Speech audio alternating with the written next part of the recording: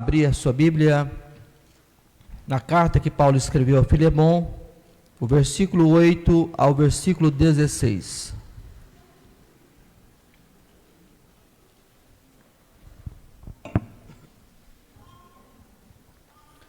Filemon, versículo 8 ao 16.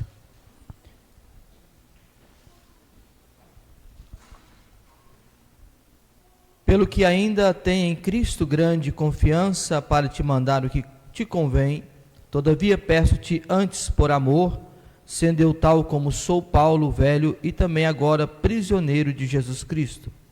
Peço-te por meu filho Onésimo que gerei nas minhas prisões, o qual noutro tempo te foi inútil, mas agora a ti e a mim muito útil, e eu tu tornei a enviar. E tu torna a recebê-lo como ao meu coração. Eu bem quisera conservar comigo, para por ti me servisse nas prisões do Evangelho, mas nada quis fazer sem o teu parecer, para que o teu benefício não fosse como por força, mas voluntário. Porque bem pode ser que ele se tenha separado de ti por algum tempo, para que os retiverdes para sempre, não já como servo, antes mais do que servo, como irmão amado, particularmente de mim, e quanto mais de ti, assim na carne como no Senhor. Senhor, te dou graças por poder estar aqui, e peço ao Senhor que mais uma vez abra minha porta da palavra, para a glória do teu nome. Usa-me como teu instrumento, Senhor, nesta noite. Dê-me entendimento, que o teu nome venha a ser glorificado, Senhor. Peço-te, usa-me para a glória do teu nome, em nome de Jesus. Nós estamos já há 3 semanas estudando a carta, essa é a 3ª semana, carta de Paulo a Filemon. Nós temos ainda alguns versículos para frente para podermos estar aprendendo essa carta, que é uma carta de teologia prática, retomando que algumas coisas que nós já comentamos com os irmãos. O apóstolo Paulo escreve essa carta destinada a Filemon, que era um senhor de terras e de escravos. E Paulo intercede por Onésimo, que era um escravo fugitivo, e que nas cadeias de Paulo, quando Paulo estava preso em Roma, esse homem encontrou Onésimo, encontra Paulo, e ele encontra Jesus, tem uma vida transformada, e Paulo solicita que ele volte, orienta ele que ele volte à casa do seu Senhor, para que ele pudesse retomar, não como escravo, mas irmão em Cristo. A carta de Filemon, como eu já disse para os irmãos, é um exemplo de como a graça de Deus transforma, não apenas corações, mas também relações humanas. É importante destacar que a mensagem central dessa carta não é apenas sobre perdão, mas é sobre como a graça nos capacita a enxergar e tratar os outros sobre a lente do Evangelho. E no versículo 8, nós já estudamos aqui do versículo 1 ao 7, nós vamos adentrar no versículo 8, onde o apóstolo Paulo, ele começa a interceder por Onésimo junto a Filemon. Um apelo ao amor e à reconciliação. E dentro dessa perspectiva, nós vamos estar observando aqui, procurando com a graça de Deus, adentrar no texto e também nas entrelinhas do texto, para vermos aquilo que Deus tem a falar conosco por meio da sua palavra. A palavra de Deus por si só, ela já é eficiente para produzir em nós fé, ela é eficiente para nos consolar, exortar e confortar, porque ela é a palavra de Deus, e a palavra de Deus, ela é inspirada, ela é viva e eficaz. E o versículo 8, Paulo começa, depois de se apresentar a Filemon, o prefácio, as saudações e ações de graças que nós vimos do versículo 1 ao 7, o apóstolo Paulo começa agora a apresentar o motivo com que ele escreve essa carta. E essa carta existe algumas coisas importantes no viver cristão, para a nossa vida na atualidade. O versículo 8 diz assim: pelo que ainda que tenha em Cristo grande confiança para te mandar o que te convém, todavia peço-te antes por amor, sendo eu tal como sou Paulo velho e também agora prisioneiro de Jesus Cristo. Eu estava observando que o apóstolo Paulo, embora tivesse autoridade apostólica para ordenar, ele procura um caminho mais excelente, o caminho do amor. E é interessante essa palavra, porque o apóstolo Paulo, ele mostra para Filemon um caminho excelente, que é o caminho que deve nortear a vida da igreja, é o caminho do amor. E ele diz assim que eu prefiro fazer um apelo com base no amor. A situação de Onésimo, irmãos, era uma situação muito complicada, porque no Império Romano, um senhor tinha direito sobre a vida do escravo. Se ele pegasse Onésimo, que era um escravo fugitivo, ele poderia matá-lo, castigá-lo, como era comum naquela sociedade. Porém, Filemon, ele abriu o seu coração e entendeu o Evangelho, porque o Evangelho de Jesus Cristo, ele transforma a nossa vida com Deus e a nossa vida com os homens. E Paulo, ele se apresenta, ele falou assim, olha, ainda que eu tenha grande confiança para te mandar o que te convém. Ou seja, Paulo sendo apóstolo, também um dos líderes da igreja daquela época, o apóstolo dos gentios, um homem com uma qualificação moral, espiritual, um homem que tinha um conhecimento profundo das Sagradas Escrituras e que era um grande evangelizador. Este homem foi colocado por Deus como apóstolo, ele tinha uma autoridade. Entretanto, ele recomenda essa carta e envia essa carta a Filemon, não usando a autoridade apostólica, mas ele prefere outro caminho, ele prefere o caminho do amor. E essa verdade que nós vamos começar a aprender aqui, porque ela é importante para o nosso viver cristão. Às vezes podemos usar a autoridade, mas Paulo, ele trouxe aqui uma carta pessoal, recomendando Filemon o caminho do amor. E o versículo 9 fala assim, prefiro-te, peço-te, todavia peço-te antes, por amor. Ou seja, o caminho que ele aponta é o caminho do amor. E para resolvermos conflitos, porque nós somos a cada dia que passa, que nós vivemos aqui na face da terra, nós somos desafiados a conflitos.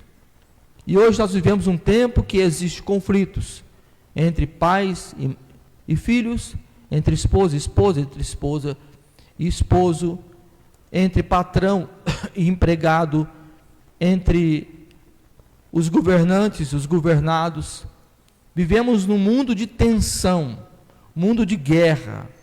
E o caminho que o Evangelho nos apresenta é um caminho da contramão, de não resolvermos os nossos atritos na autoridade, mas resolvemos no amor.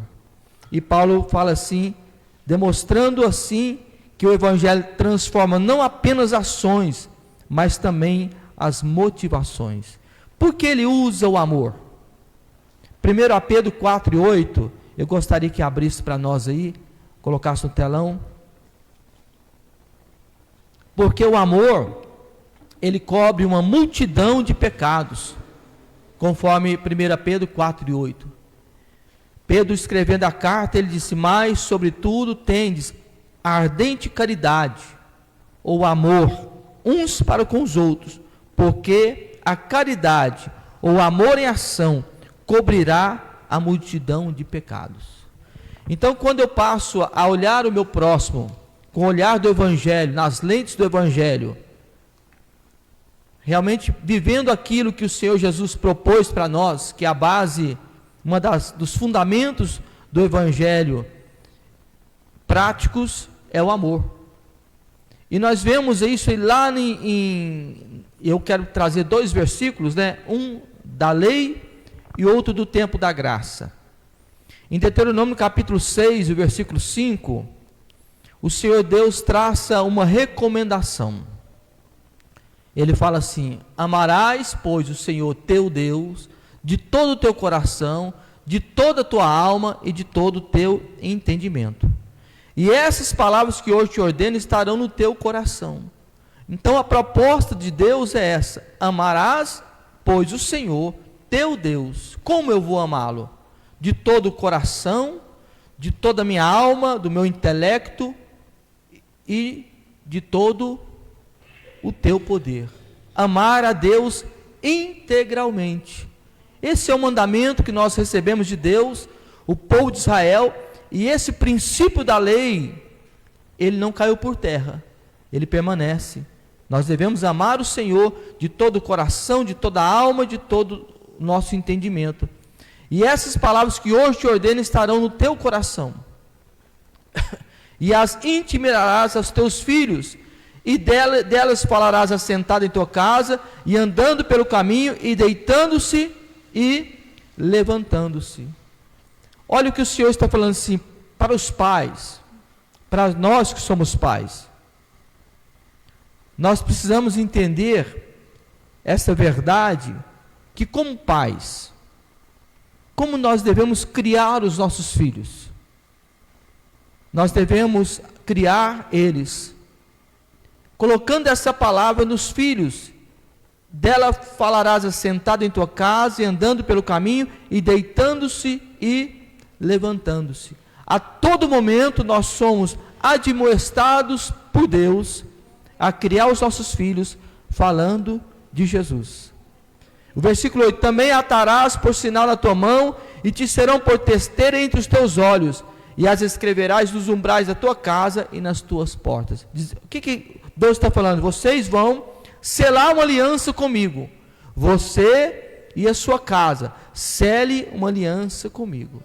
E essa responsabilidade de direcionar os filhos é dos pais, porque até não está aqui nas minhas anotações, mas eu estou lembrando de um salmo que eu acho ele muito importante, que é o Salmo 127, o versículo 3.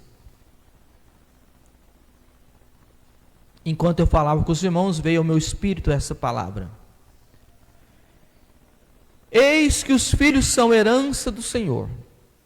Então, a primeira coisa que nós devemos entender, que os nossos filhos não são nossos, são herança do Senhor. Deus nos empresta os nossos filhos. E o fruto do seu galardão, do seu ventre, o seu galardão. Aí ele fala assim no versículo 4: como flechas na mão do valente, assim são os filhos da mocidade. O que é flechas na mão do valente? O valente, ele tem uma flecha, está na sua mão. Ele que direciona o lado que vai a flecha. Os nossos filhos, quando nós orientamos na palavra, nós orientamos ele como flechas na mão do valente. Nós orientamos ele com a palavra.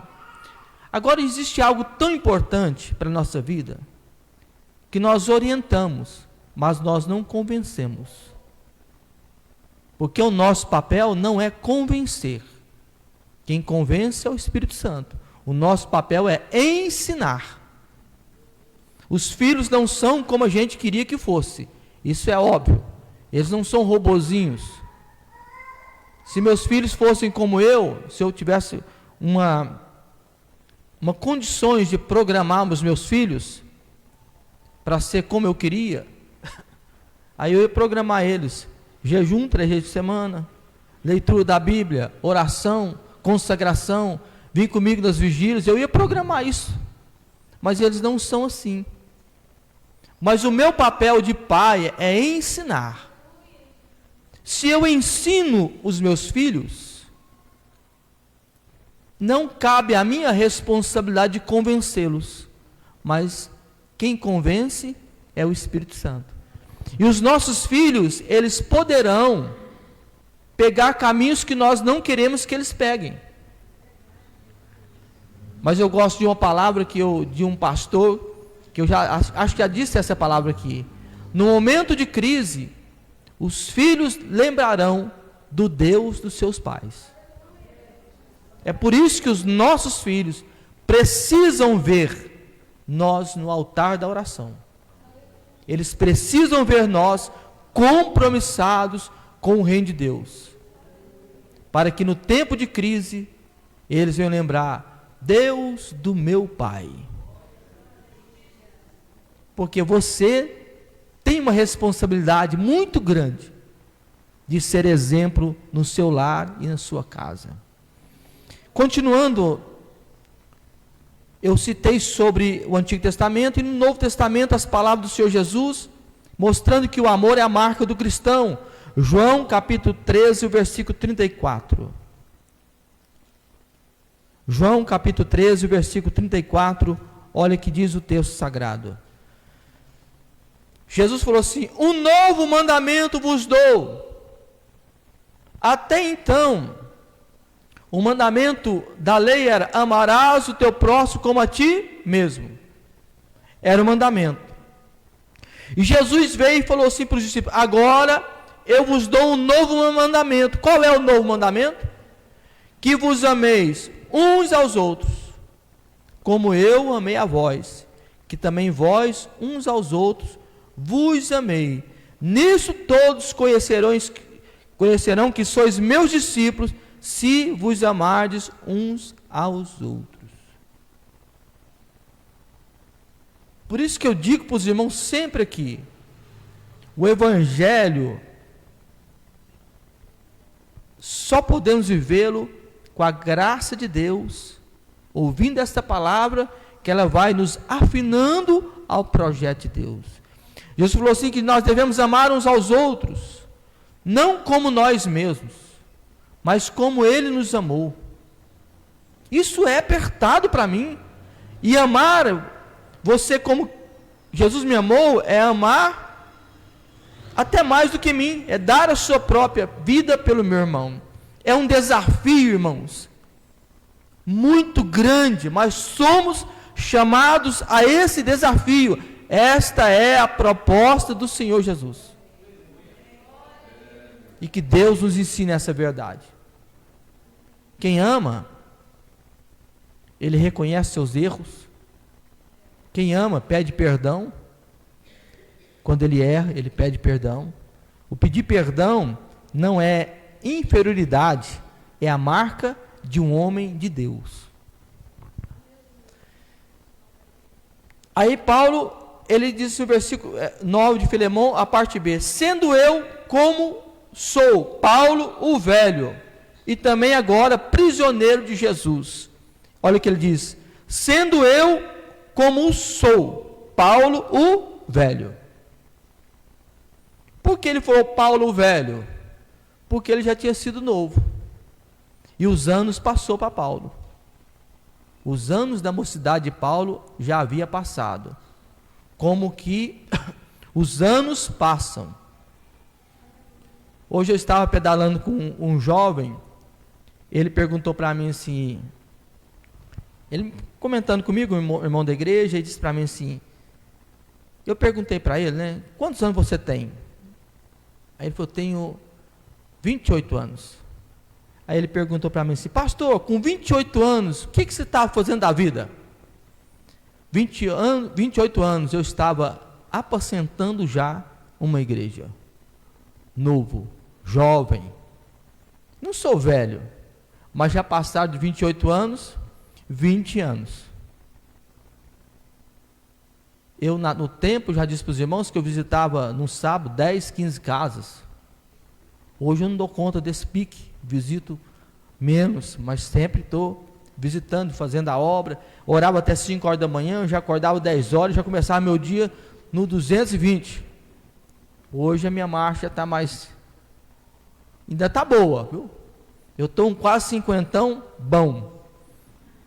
Mas os anos passam, e Paulo falou assim, Paulo o velho, ele estava dizendo para nós, que nós somos humanos, que nós passamos, que a vida passa, ela é um conto ligeiro, e nós devemos fazer o que? Pontes de relacionamentos, e não muro, faça pontes. Ele falou, Paulo o velho, e também agora, prisioneiro de Jesus Cristo. Não é prisioneiro pelo crime, mas ele era prisioneiro porque ele amava Jesus. Quando Paulo se identifica isso, mostra que Paulo não esconde atrás de títulos que impressionam, antes apresenta sua humanidade, velho, prisioneiro e limitado. Para viver o evangelho não precisamos usar máscaras. Paulo não disse, eu estou no castelo, eu sou o apóstolo Paulo. Ele diz, eu sou prisioneiro, sou ser humano, já estou velho, entenda isso, sou um homem de experiência, e também sou prisioneiro, mas não sou prisioneiro de Roma. Ele se considerava um prisioneiro de Jesus Cristo. E ele fala no versículo 10, ele fala, peço-te por meu filho Onésimo, que gerei nas minhas prisões, o qual noutro tempo te foi inútil, mas agora a ti e a mim muito útil, eu te tornei a enviar. Paulo intercede por Onésimo, um escravo fugitivo, que Paulo gerou ele na fé, quando ele estava preso em Roma. E você sabe o que é gerar um filho na fé? E eu aprendo uma outra lição importante, que as prisões de Paulo não impediram dele continuar fazendo a obra. Não importa o lugar onde você esteja, se você estiver ligado em Jesus, você vai produzir frutos. E eu acho tão interessante quando, eu não sei se eu comentei isso já para os irmãos, quando o apóstolo Paulo foi preso, a igreja deve ter pensado assim, é um prejuízo para a obra. Um homem desse preso, um homem que viajava a Ásia, as Áfricas, os continentes, falava vários idiomas, pregava o evangelho, de repente ele está preso. Alguém poderia pensar, é um prejuízo enorme para a igreja. Só que Deus é tão extraordinário, que ele via mais na frente. Talvez as viagens de Paulo, e na sua atividade ministerial, ele não teria tempo de escrever o tanto que ele escreveu. E nós temos hoje aqui acesso aos escritos de Paulo. Se ele tivesse em atividade ministerial, talvez não teria o tempo suficiente para ter tantos escritos, porque não era tão simples escrever naquela época. E ele, Deus permitiu a prisão, ele ganhando almas e escrevendo cartas. Passou-se mais de 2000 anos, e hoje nós estamos tendo acesso àquelas cartas, porque Deus usa os meios para fazer uma grande obra. Deus confunde para esclarecer. E Paulo disse, eu solicito, peço-te, para meu filho Onésimo, que gerei nas minhas prisões. E você sabe o que significa gerar um filho na fé? Gálatas 4:19, abre sua Bíblia. O que significa gerar um filho na fé?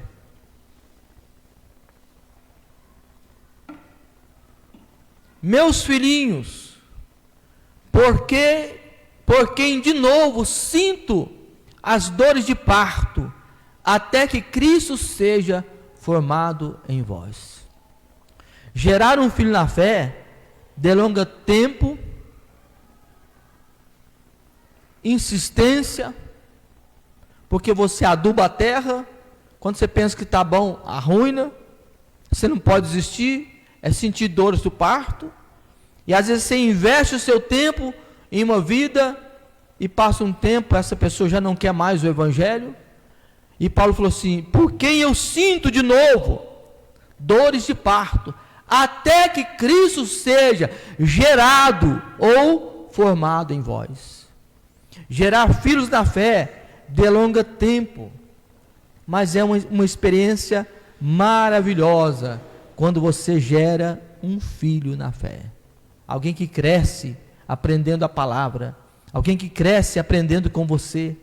E a princípio, a pessoa até começa a te imitar, o jeito de orar, de falar, de pregar, mas isso é normal, porque quando a criança nasce, ele começa a falar as mesmas palavrinhas, as primeiras palavras, o que ele fala?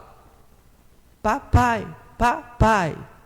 Você está lá, parecendo um macaquinho. Papai, papai. Mamãe, mamãe. Aí está lá o papai e a mamãe brigando para ver quem que vai falar primeiro, se papai ou mamãe. Ele está aprendendo.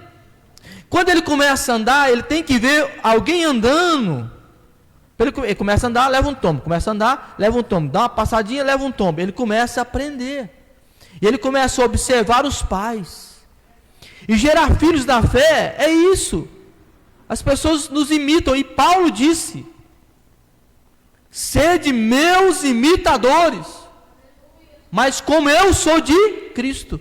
Ele estava dizendo: olha o que eu faço de bom. Como eu estou imitando Jesus, você pode me imitar. Se eu fizer errado, não me imita. Então, como ser humano, isso me aperta como liderança, como um pastor chamado por Deus para cuidar de vidas. Essa palavra me aperta fortemente, porque eu sei que tem uma geração que olha para mim, tem uma igreja que olha para mim, olha as minhas passadas, o meu jeito de falar, de pensar. Eu não posso errar. Nem no sinal vermelho eu posso passar, porque, ó, o pastor passou de sinal vermelho, irmão, e grava, mano. O notícia ruim, grava. Pensa uma coisa que grava, aí daqui 15 anos vai falar: eu te vi, eu era menina, eu vi você passando com sinal vermelho, né? No sinal verde não vai lembrar, porque nós somos pessoas a quem Deus tem chamado para gerar filhos. Isso traz em nós a responsabilidade do Evangelho. E Paulo falou assim: eu peço-te por Onésimo, meu filho. Como Paulo considerava Onésimo como meu filho. Porque gerar filhos, ele produz relacionamentos, ele produz intimidades. Isso é lindo. Quando eu começo a evangelizar alguém, discipular alguém, para tentar formar o caráter de Cristo, a gente fica mais próximo, a gente fica amigos. E dentro da minha caminhada cristã, que não é tão pequena, mas também não é tão longa, mas eu já tenho alguns filhos na fé, pessoas que nós caminhávamos junto, orava junto, muito tempo, de uma época que nós tínhamos um grupo de oração de alguns irmãos. Deus, de todos eles, me parece só um não foi levantado como pastor. Todos nós estamos apacentando igrejas, o rebanho do Senhor, e às vezes ficamos aí meses sem encontrar o outro. Nós éramos tão próximos, mas foi o período necessário de nós gerar filhos da fé. Estávamos mais juntos. Aí quando todos estavam preparados, eu falei: agora eu vou apartar vocês, porque o meu evangelho ganha, minha casa ganha. Então gerar filhos demonstra e traz relacionamentos, e isso traz também dores. E o Senhor nos chama a gerarmos filhos da fé. E ele fala assim: antes de Cristo. Aliás, Paulo usa assim uma expressão aqui que eu acho interessante: o qual no outro tempo te foi inútil, mas agora a ti e a mim muito útil, eu te tornei enviar. O nome Onésimo, Paulo faz um trocadilho das palavras, porque Onésimo, sabe o que significa Onésimo? Significa útil, proveitoso e rentável. Mas o escravo que era fugitivo, ele era rentável? Ele era útil? Não. Aí por isso Paulo falou assim: o qual no outro tempo te foi inútil, ou seja, não correspondeu o nome dele, mas agora a ti e a mim muito útil, eu te tornei a enviar. Isso é lindo, porque o Evangelho transforma vida de pessoas.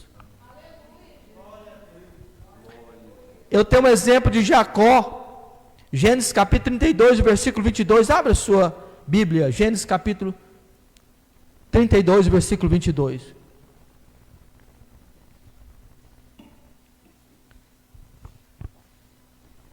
O Evangelho transforma a vida de pessoas. Como Jacó foi transformado por Deus, Onésimo também foi. Olha o que diz o texto: e levantou-se aquela mesma noite, e tomou suas 2 mulheres, as suas 2 servas, e seus 11 filhos, e passou o val de Jaboque. E tornou tomou-os e fez-los passar pelo ribeiro e fez passar tudo o que tinha.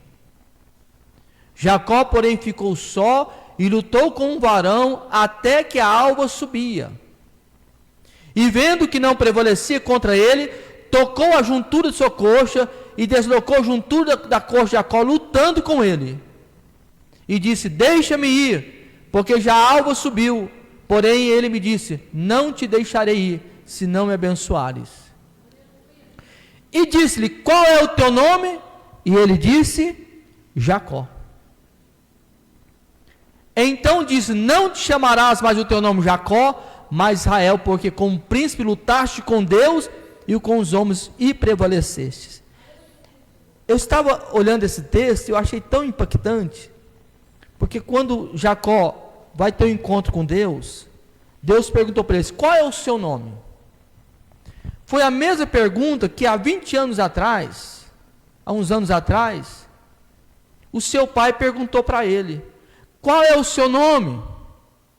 Ele falou assim: Esaú. Como Deus está falando assim: eu quero que você me responda para mim a mesma pergunta que você respondeu para o seu pai. Porque para o seu pai você falou assim: Esaú. Aí quando ele estava lutando com aquele homem, aquele varão, ele perguntou, que era o próprio Deus: qual é o seu nome? Aquilo lá doeu para Jacó. Falei: meu Deus, eu falei que era Esaú. E Deus viu tudo, e agora? Aí Deus falou assim: olha, ele falou: não tem jeito de mentir para o senhor não. O meu nome é Jacó. Tem até vergonha para te falar do meu nome, é Jacó. Aí Deus falou assim: você não vai chamar mais Jacó, você vai chamar Israel, porque eu quero Jacó para mim, eu não quero você. Eu quero seu nome de Israel, porque você lutaste com Deus e prevaleceste.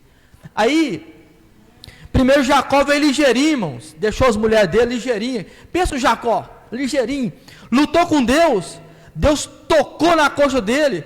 Aí aquele homem que era ligeiro começou, Aí de longe, talvez quando ele voltou da luta, as mulheres perguntam assim, os meninos: mas mamãe, parece papai, mas ele está diferente, será que ele machucou? Ele estava manco da perna, mas curado na alma. Deus falou assim: eu vou deixar esse sinal. Quando você levantar, você vai entender que você lutou comigo, que eu mudei o seu nome, você não é mais Jacó. Você não vai enganar mais pessoas, porque o evangelho ele transforma, ele muda. Aí eu achei tão lindo quando eu vejo que em Isaías, olha que interessante essa palavra. Isaías capítulo 43, o versículo 1. Olha o que o evangelho faz na vida da pessoa, porque isso aqui é a graça de Deus sendo revelada no Antigo Testamento. Isaías 43, versículo 1 diz assim: mas agora assim diz o Senhor, que te criou, ó Jacó, e que te formou, ó Israel. Olha o texto: criou Jacó, mas formou Israel. E eu fiquei pensando nesse texto, meu irmão, porque Deus criou Jacó, como Deus te criou, mas o evangelho ele forma o caráter do homem, ele muda. O poder do evangelho é de mudança. Deus criou Jacó, mas quando Deus queria usar ele, Deus falou assim: eu tenho que te forjar, eu tenho que te formar, eu tenho que mudar até seu nome, porque Jacó é enganador, suplantador, Israel é príncipe de Deus. Mudou agora, porque quando Deus entra por meio do evangelho, ele muda a nossa vida, o nosso caráter, ele muda. Deus criou Jacó, mas quando Deus quis estabelecer uma aliança profunda de cumprir a sua palavra, Deus formou a Israel. E o versículo 12, Paulo dizendo a Filemão: e tu torna a recebê-lo como meu coração. Paulo não foi enviado, Paulo não está apenas enviando um simples escravo fugitivo, Paulo está enviando uma parte de si mesmo. Gerar filhos da fé envolve vínculos.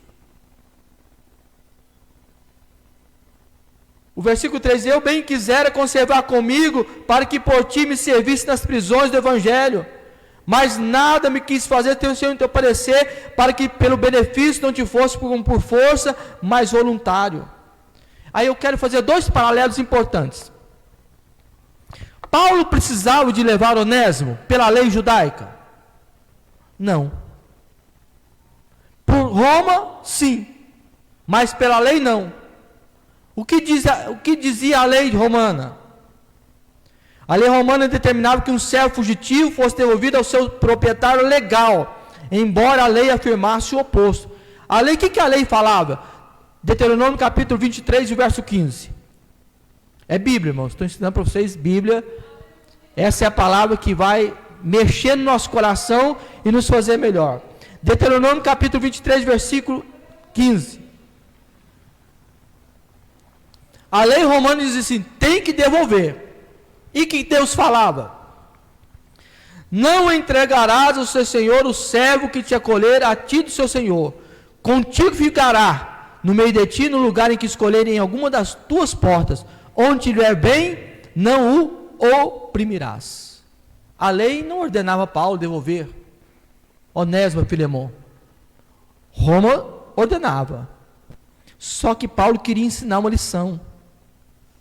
Porque a graça não nos isenta da responsabilidade dos erros passados. Paulo estava dizendo assim, Onésimo, você vai ter que ir lá. Você aceitou Jesus, você é um discípulo de Jesus, mas você tem uma pendência lá atrás. Você tem que resolver. Porque Deus queria levantar Onésimo como pastor. E como homem de Deus, ele deveria reparar os erros do passado. Os erros do passado, nós devemos reparar os erros do passado. O Evangelho não nos isenta da responsabilidade. Não. Isso é forte.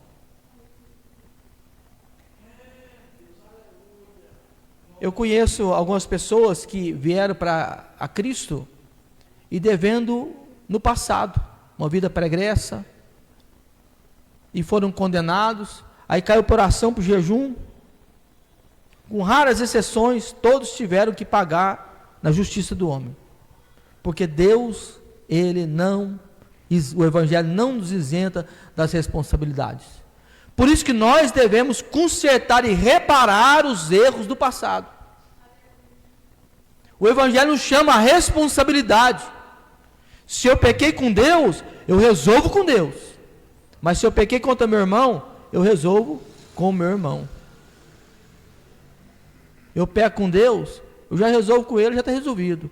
Mas eu pecar contra o meu irmão, irmãos, eu não tenho como resolver com Deus. Por isso que Paulo falou para Onésimo, Onésimo, vai lá. E talvez Onésimo ficou com medo. O que eu vou fazer lá? Eu vou voltar a ser preso, posso ser morto. Mas Paulo falou assim, fica tranquilo. Porque Filemon, ele é meu irmão também. Ele também é um filho que eu tenho. Eu vou enviar você com grande amor, eu vou interceder. E quem tem Jesus, ele enxerga as pessoas no olhar do Evangelho, nas lentes do Evangelho. Quando Paulo chegou, aliás, Onésimo chegou junto com Tíquico lá, para entregar a carta. Eu penso que Onésimo chegou muito retraído. O que esse homem vai fazer? Mas Paulo foi tão inteligente, irmãos, que Filemon era um dos líderes da igreja. Aí ele falou assim, no versículo, bem no comecinho da carta, e a igreja que está em sua casa. Paulo queria que essa carta fosse lida aonde? Na reunião da igreja. Paulo era tão inteligente, irmão, que ele queria falar assim, vamos lá, Filemon, lê essa carta aí, vamos ver agora como que você é mesmo. Né? Quando foi lida a carta, a Bíblia não fala, mas a história remonta, que Filemon perdoou Onésimo. E Onésimo foi depois, segundo uma ramificação da história, presbítero, um líder da igreja. Porque houve a reparação do erro e o perdão.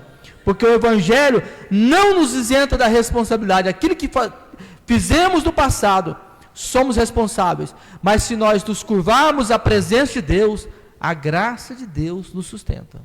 Aí você vai poder andar de cabeça erguida e livre. Irmãos, coisa linda é você ser livre. Deus te chamou para você ser livre. Tem uma história que acho que meu pai contava, outros irmãos contavam, do pato. A historinha do pato. Eu achava interessante. Diz que dois meninos brincando na lagoa, e o menino matou o pato.